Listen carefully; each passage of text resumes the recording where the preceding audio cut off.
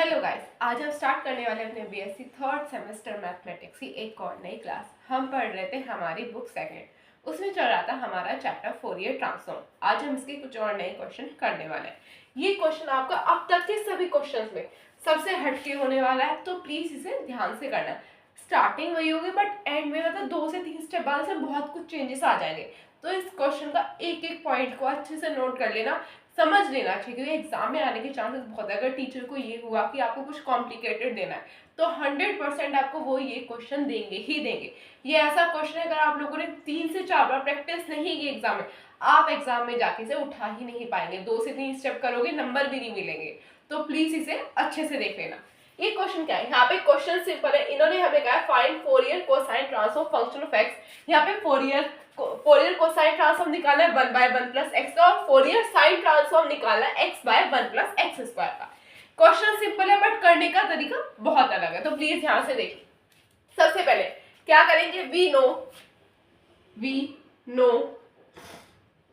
That the Fourier cosine transform Fourier cosine transform क्या होता है, एफ डैश सी p, यहाँ पे आ जाएगा 2/पाई अंडर रूट लिमिट 0 से infinite function of x then cos p x d x. ये आपका है। इसमें आपका फंक्शन ऑफ एक्स क्या देखा है, 1/1 प्लस एक्स स्क्वायर। यहाँ पे आ जाएगा अंडर रूट 2/पाई लिमिट 0 से infinite 1/1 plus x square cos p x. ये आ गया हमारे पास, इतना आ गया। अब आप यहाँ पे क्या करेंगे, अगर मैं कहूँ कि आप यहाँ पे ऊपर और नीचे मल्टीप्लाई करो, ऊपर नीचे मल्टीप्लाई करने में रहता, आप यहाँ पे इक्वेशन 1 मानो। सब देखो, यहाँ से आपके चेंजेस स्टार्ट होंगे इस क्वेश्चन के। ये हमारा क्या है, एफ डैश सी पी, यानी कि फोरियर कोसाइन ट्रांसफॉर्म है हमारा। अब इसमें क्या होगा, ये देखो, ये 2 स्टेप है ऐसे जो सिंपल है। अब आगे बिल्कुल अलग हटके कॉन्सेप्ट चलेगा। अब यहाँ पे करना पड़ेगा आपको differentiate both side with respect to p। Differentiate both side with respect to p। p के रेस्पेक्ट में है d/dp f डैश cp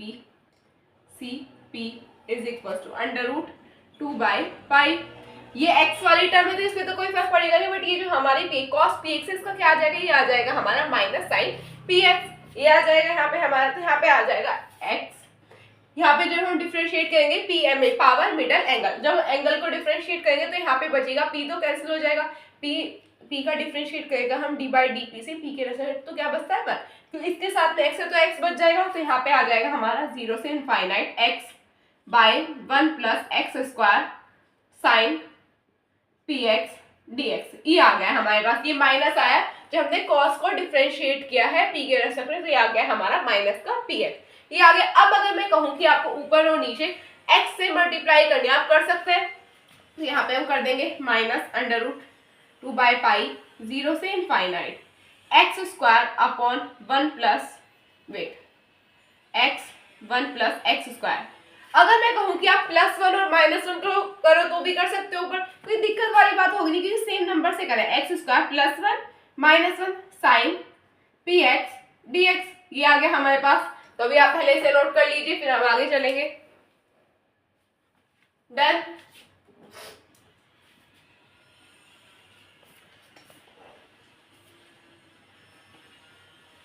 ये जो आपको जितनी भी इक्वेशन मार्क करी जाएंगी, इक्वेशन 1 2, इन सभी को आपको ध्यान में रखना है, क्योंकि इन सभी का यूज आगे पढ़ने वाला है। अब यहाँ पे हमारा क्या आ गया, हमारे पास ये टर्म आ गई। अब अगर मैं कहूँ आपको इसे करना है इंटीग्रेट करना पड़ेगा। इंटीग्रेट करेंगे ऐसे, आप एक्स स्क्वायर प्लस 1 को, ये हमारा एलसीएम है, नीचे अलग अलग करके लिख सकते हैं, एक बार -1 के साथ और एक बार एक्स स्क्वायर प्लस 1 के साथ लिख देंगे। क्या आ जाएगा यहाँ पे हमारा, ये हो जाएगा माइनस का अंडर रूट 2/पाई, यहाँ पे आ जाएगी लिमिट 0 से infinite 1 plus x square upon x, यहाँ पे आ जाएगा x square plus 1 sine px dx। Then again minus limit 0 से इनफाइनाइट -1 था x square plus 1 sine px dx, ये आ गया हमारे पास। अब अगर मैं कहूँ इस टर्म से ये टर्म हो जाएगी कैंसिल, इसमें कोई दिक्कत होगी नहीं। अब आगे क्या होगा, ये जो हमारा, मैं आपको यहाँ पे एक स्टेप, आप चाहो तो स्किप भी कर सकते हो, ना चाहो तो मत करो। d by d p f dash C p, ये आ गया minus under root 2 by pi limit 0 से इनफाइनाइट। अब एक क्वेश्चन क्या बन रहा है हमारा, sine p x upon x d x minus limit 0 से infinite sine p x upon x x square plus 1 dx, ये हमारा क्वेश्चन है। अब यहाँ पे आपको एक फॉर्मूला पता होना चाहिए डायरेक्टली, वैसे तो मैंने आपको ऑलरेडी स्टार्टिंग में बता रखा है, फॉर्मूला एक दो बार यूज भी हुआ है, तो आप लोगों को पता होना चाहिए। फॉर्मूला क्या है, sine a x upon x sine a x upon x limit 0 से infinite dx is equal to pi by 2, यानी कि ये जो आपका आंसर है ये आपको डायरेक्टली पता होना चाहिए। इसमें आप लोगों के पास कोई और ऑप्शन नहीं होगा, यहाँ पे पी कर लो, इसमें आप लोगों को याद करने के अलावा कोई और ऑप्शन नहीं है, तो आप इसे याद कर लो। अब आगे क्या आ जाएगा, d by d p f dash C p, यहाँ पे आ जाएगा minus under root 2 by pi by 2 multiply में होगा साथ में कि हमने पाई बाय 2 की माइनस पाई बाय 2 के अंदर मल्टीप्लाई कर दिए, प्लस क्या आ जाएगा under root 2 by pi limit 0 से infinite sine p x upon x x square plus 1 dx। अब अगर मैं कहूँ यहाँ पे आपका आ चुका है, यहाँ पे आपको एक बार और डिफरेंशिएट करना होगा, कर सकते हैं। ये सारा हम क्यों कर रहे हैं, इसे सॉल्व करने के, क्योंकि देखो मैंने आपको क्या कहा, इस फोरियर ट्रांसफॉर्म में इंटीग्रेशन से हटके डिफरेंशिएशन का यूज आ गया, तो वो हटके तो चीज है, ये क्वेश्चन बिल्कुल हटके आपके पूरे जो अभी तक आपने पढ़ा है आगे पढ़ेंगे उससे सबसे हटके क्वेश्चन, इसलिए प्लीज इसका एक एक पॉइंट को ध्यान से पढ़ो। क्या आ जाएगा, again differentiate with respect to p, तो आप इसे नोट कर लीजिए, डन। ये आपका आ चुका है। अब यहाँ पे क्या आ जाएगा, जब हम इसको डिफरेंशिएट करेंगे, सबसे पहले d square upon d p square F dash सी पी, जब हम इस टर्म को डिफरेंशिएट करेंगे पूरी टर्म क्या आ जाएगी हमारी 0, बट यहाँ पे आ जाएगा हमारा under root 2 by pi limit 0 से इनफाइनाइट। जब साइन एफ पी एक्स को डिफरेंशिएट करेंगे तो यहाँ पे हमें मिल जाएगा कॉस पी एक्स, और p के रेस्पेक्ट में करें जब हम पावर मिडल एंगल को डिफरेंशिएट करेंगे इससे, तो पी एक्स से हमें क्या मिल जाएगा x, तो यहाँ पे क्या आ जाएगा हमारा x upon x x square plus 1 sine का हो जाएगा कॉस पी एक्स dx, यानी कि यहाँ पे x से x हो गया कैंसिल। अब आगे क्या आ जाएगा, यहाँ पे आ जाएगा d square upon d p square F dash C P is equal to under root 2 by pi limit 0 से infinite cos p x upon x square plus 1 dx, ये आ गया है आप लोगों का। तो अब इसमें क्या करेगा, अब यहाँ पे हमें करना होगा, अब अगर आप सभी लोगों को इक्वेशन 1 याद है, इक्वेशन 1 क्या थी हमारी, इक्वेशन फर्स्ट थी हमारी, सिंपल क्वेश्चन था f dash C P is equal to under root 2 by pi limit 0 से इनफाइनाइट फंक्शन ऑफ एक्स क्या था 1 by x square plus 1 cos p x dx, यानी कि ये जो हमारी टर्म है ये सेम किसके आ रही है, इस वाली टर्म के, जो इक्वेशन फर्स्ट में, ये हमारी इक्वेशन फर्स्ट थी, ये इक्वेशन फर्स्ट की इक्वेशन जो टर्म है ये इसके इक्वल है, यानी कि हमारी ये और ये वाली टर्म इक्वल होंगी नहीं होगी। जब हमने इक्वेशन 1 है ये हमारी, मैंने आप लोगों को स्टार्टिंग में बताया था इक्वेशन का यूज होगा, ये इक्वेशन फर्स्ट और ये अब हमने सॉल्व करके निकाली, ये दोनों टर्म आ रही है इक्वल, तो ये दोनों टर्म भी तो इक्वल होगी। तो अब हम यहाँ पे क्या करेंगे, यहाँ पे आ जाएगा हमारा put the value in equation 1, put the value in equation first, यहाँ पे हम हमारी इक्वेशन फर्स्ट में वैल्यू पुट करेंगे, कर सकते हैं नहीं कर सकते, क्या आ जाएगा यहाँ पे हमारा d square upon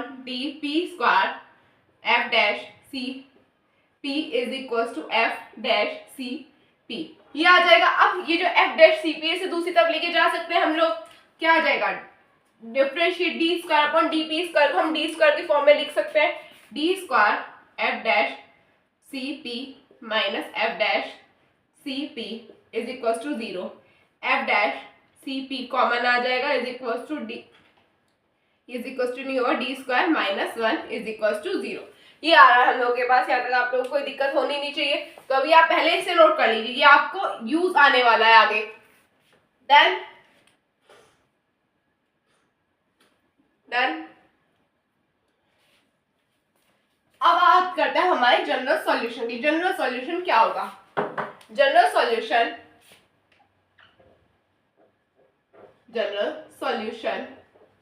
for this equation, general solution क्या होगा? जनरल सॉल्यूशन होगा हमारा एफ डैश पे F dash C P A E की power P plus B E की पावर माइनस पी। ये आपका जनरल सॉल्यूशन है हमारी इक्वेशन। तो अब यहाँ से क्या होगा? अभी हम लोगों ने इक्वेशन देखी थी, ये हमारी आ गई है। अब अगर मैं कहूँ put p is equals to 0 in equation first, कर सकते हो? नहीं कर सकते। इक्वेशन फर्स्ट आप लोगों को पता है क्या है, मैंने अभी लिख के बताई थी, लिख देंगे। तो यहाँ पे हमें डायरेक्टली फर्स्ट मैं आपको यहाँ पे लिख के बताती हूँ। F dash C P is equals to under root 2 by pi limit 0 से infinite cos p x upon x square plus 1 d x. ये हमारी इक्वेशन 1 थी। यहाँ पे हम क्या करेंगे? हमारी वैल्यू पुट यहाँ पे करेंगे, हम 0 पुट करेंगे तो क्या आ जाएगा यहाँ पे हमारा? अगर आप लोगों को पता है cos 0 क्या होगा? cos 0 होता है हमारा 1। तो ये जो हमारी पूरी टर्म है यहाँ पे खत्म तो होगी नहीं, बट cos px की जगह आ जाएगा 1। तो हमारी ओवरऑल टर्म क्या बचेगी? जब हमें p और कहीं पे तो है नहीं, क्या आ जाएगा? F dash C P is equal to under root 2 by pi limit 0 से infinite 1 by x square plus 1 dx। अब देखो इतनी सब मेहनत हमने क्यों की? क्योंकि हम ये जो था हम इंटीग्रेट नहीं कर पा रहे थे हमारी इक्वेशन को। ये बात आपको दिखती थी कि वहां पे इंटीग्रेट करने के लिए कुछ इधर हम ढंग से इंटीग्रेट कर ही नहीं सकते। तो इसलिए हमने 2 बार डिफरेंशिएट किया, 0 पुट किया, जनरल सॉल्यूशन निकाला, हमने इतने सारे काम किए। किस लिए? जिससे कि हमें एक पर्टिकुलर इक्वेशन मिल जाए जिससे हम इंटीग्रेट अच्छे से कर सके। अब आपको यहाँ पे कर देना है इंटीग्रेट। इंटीग्रेट करेंगे क्या आ जाएगा? 2 by pi limit 10 inverse x limit 0 से होगी इनफाइनाइट। अब यहाँ पे जब हम अपनी वैल्यू पुट करेंगे under root 2 by pi 10 inverse infinite 10 inverse infinite minus 10 inverse 0, क्या आ जाएगा यहाँ पे हमारे पास? यहाँ पे मिल जाएगा हमें पाई बाय 2 मिल जाएगा हमारे 10 इनफाइनाइट से 2 by pi into pi by 2। ये आ गया हमारे पास। यहाँ तक कोई दिक्कत होनी नहीं चाहिए। तो एट दी एंड हमें यहाँ पे इसे सॉल्व करके क्या मिल जाएगा? यहाँ पे हमें मिल जाएगी एफ डैश सी पी की value under root pi by 2। ये आ गई है हमारे पास, आ गई। तो अभी आप पहले इसे नोट कर लीजिए। डन। ये आपकी इक्वेशन सेकंड, इसे याद रख लेना, ये आपकी होगी इक्वेशन सेकंड। डन। अभी आप लोगों को इस इक्वेशन की पढ़ने वाली है जरूरत, तो मैं इसे रफ नहीं करने वाली। अब देखो हमारे पास क्या वैल्यू आ गई है? हमारे पास एफ डैश सी पी की वैल्यू आ गई है। अगर मैं इस वैल्यू को इक्वेशन सेकंड में पुट करूं, कर सकती हूँ। ये ऑलरेडी नोट कर चुके, आपको दोबारा से नोट करने की जरूरत नहीं है, बट यहाँ पे मैंने लिख दिया जिससे कि आपको पता चले इक्वेशन है क्या। फ्रॉम इक्वेशन सेकंड p की वैल्यू तो हमने 0 पुट करनी है, p इज इक्वल्स टू 0। और यहाँ पे हमारे एफ डैश सी पी की वैल्यू हमारे पास है, क्या आ जाएगा यहाँ पे? Under root pi by 2 is equals to a plus b, ये आ जाएगा हमारे पास। तो अब यहाँ पे क्या करेंगे? यहाँ पे हमने क्या यहाँ पे क्या आ जाएगा? अब अगर मैं यहाँ से कह सकती हूँ कि a की वैल्यू तो होगी 0 और b की वैल्यू क्या होगी? Under root pi by 2। तो आपको इनमें से एक वैल्यू तो आपकी 0 होगी ही होगी। यहाँ पे आपको एक वैल्यू को 0 मानना ही पड़ेगा। अब अगर मैं इन दोनों की वैल्यू को इक्वेशन सेकंड में पुट करूं तो मुझे क्या मिल जाएगा? और put the value of a and b in equation second में पुट करेंगे, हमारे पास आ जाएगा एफ डैश। फर्स्टली हमने इसी इक्वेशन में पुट करके हमारी a और b की वैल्यू निकाली। अब a और b की वैल्यू को दोबारा से हमें इसे पुट करना होगा। F dash C P is equal to a तो हो गया हमारा 0, तो ये टर्म पूरी 0 हो जाएगी और b के साथ आ जाएगा हमारा अंडर रूट पाई बाय 2। ये आ गया हमारे साथ में है e की पावर माइनस p। तो ये आपका आ चुका है f डैश cp का आंसर। अब ये जो आया है हमारे, ये किसके लिए आया? ये आया है हमारे कोसाइन के लिए, ठीक है, कोसाइन के लिए आ चुका है। अब अगर मैं कहूँ ये टर्म मेरी पूरी किसके इक्वल होगी, तो अभी आप पहले से नोट कर लो, फिर मैं बताऊंगी। डन। ये क्या था? 1 प्लस एक्स स्क्वायर। अब देखो ये टर्म मेरी किसके इक्वल आई है? Under root 2 by pi limit 0 से इनफाइनाइट फंक्शन ऑफ एक्स क्या था हमारा? cos px upon 1 plus x square dx। यानी कि हमें Fourier transform function of x का निकालना था। Fourier transform Fourier cosine transform जब हम निकाले थे, वो फोरियर कोसाइन ट्रांसफॉर्म किसके था? हमारे इसके टर्म के इक्वल था, और ये टर्म किसके इक्वल थी? f डैश cp के इक्वल थी। तो ये दोनों टर्म क्या होंगी? हमारी इक्वल आ जाएंगे, यानी कि सॉल्व करके हमारी किसके इक्वल आ गई? Under root pi by 2 e की पावर माइनस p के इक्वल आ गए। अब यहाँ पे हमें क्या करना है? यहाँ पे हमें निकालना है साइन ट्रांसफॉर्म। साइन ट्रांसफॉर्म के लिए आपको अलग से मेहनत करने की जरूरत नहीं है, आपको इसी में ही थोड़े से चेंजेस करने हैं। आपको दोबारा से डिफरेंशिएट करना होगा। मैं फिर से बताती हूँ कैसे होगा।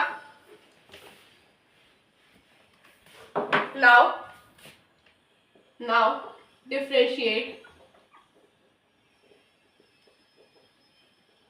Both side with respect to p। यहाँ पे p के रेस्पेक्ट में जब हम डिफरेंशिएट करेंगे हमें क्या मिल जाएगा?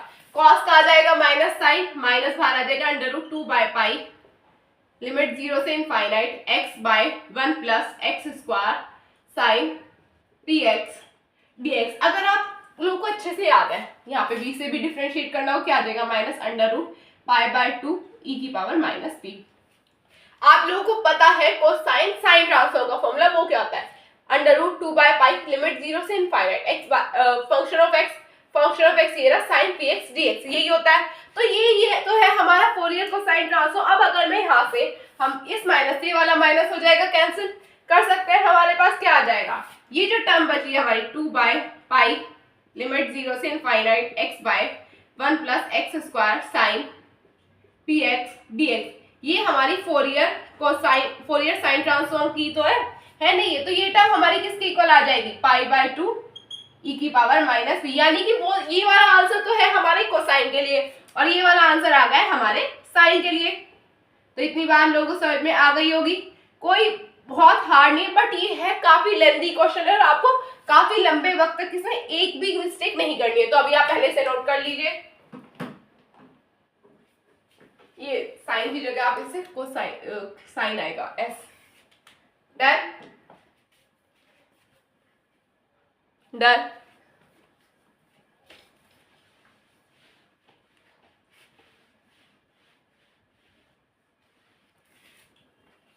तो बस गाइस आज के लिए इतना ही। अगर आपको मेरी वीडियो अच्छी लगे चैनल को सब्सक्राइब कीजिए, वीडियो को लाइक कीजिए, अपने फ्रेंड्स से शेयर कीजिए। तब तक के लिए टेक केयर, बाय बाय।